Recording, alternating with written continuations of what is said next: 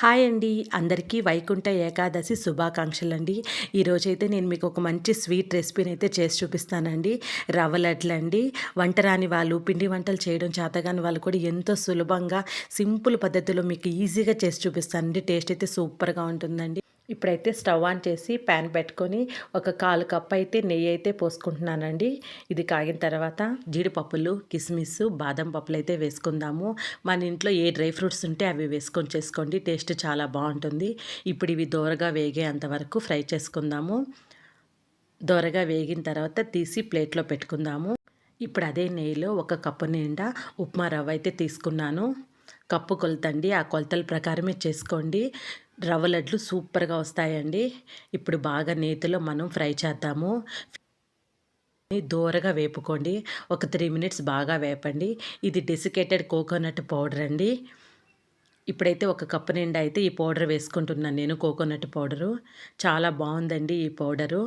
మనకు అప్పటికప్పటికి మిక్సీ వేసుకునే శ్రమ లేకుండా అప్పటికప్పటికి మనకు డ్రై కోకోనట్ కావాలంటే ఇబ్బందిగా ఉంటుంది కదండీ. ఉంటే పర్వాలేదండి, మనం మిక్సీ పట్టుకుని డ్రై కోకోనట్ అయితే వేసుకోవచ్చు. ఒకవేళ లేనప్పుడు ఈ పౌడర్ ఉన్నిందనుకో ఎనీ టైం మనం దీన్ని యూస్ చేసుకోవచ్చు కదండీ. అందుకనైతే ఈ పౌడర్ అయితే నేను యూస్ చేస్తున్నాను. బాగా దోరగా రవ్వ వేగే అంతవరకు కంటిన్యూస్గా కలుపుతూ ఉండండి.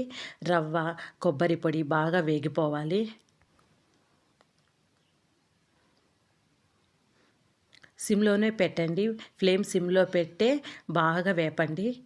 కలుపుతూనే ఉండాలండి, లేదంటే మాడిపోతుంది. ఇప్పుడైతే ఒక స్పూన్ వచ్చి నేను యాలకుల పౌడర్ వేస్తున్నాను. వేసి బాగా కలపండి.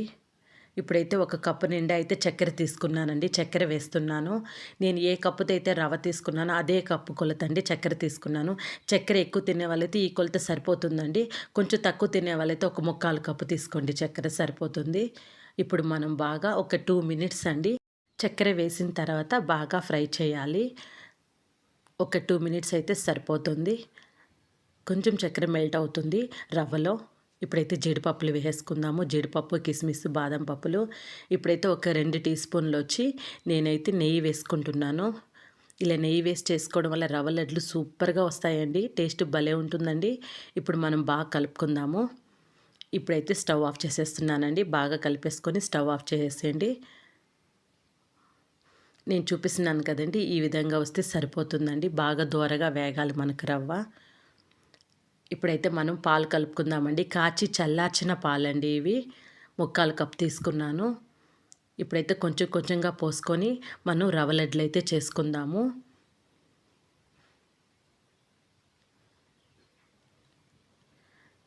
చాలా టేస్టీగా ఉంటాయండి పాలు పోయడం వల్ల రవ్వ లడ్లు. మా అమ్మ ఇలానే చేస్తదండి. పాలు పోసి రవ్వ లడ్లు చేస్తది. చాలా టేస్టీగా ఉంటాయండి రవ్వ లడ్లు కూడా తినేటప్పుడు. చాలా సింపుల్‌గా చేసేసుకోవచ్చు. ఈజీగా అయిపోతుంది. టేస్టీగా కూడా ఉంటుందండి. తప్పకుండా మీరు కూడా ఈ రెసిపీని ట్రై చేయండి. ఎలా వచ్చిందని నాకు ఒక కామెంట్ పెట్టండి. అంతేనండి, రవ్వ లడ్లన్నీ చేసి పక్కన పెట్టేశాను. పాలైతే చూసారు కదండీ, కొంచెం మిగిలాయండి నాకు, అంతేనండి. ఈ వీడియో కానీ మీకు నచ్చిందంటే లైక్ చేయండి, షేర్ చేయండి, సబ్స్క్రైబ్ చేసుకోండి. ఎలా వచ్చిందని నాకు ఒక కామెంట్ పెట్టండి. Thanks for watching.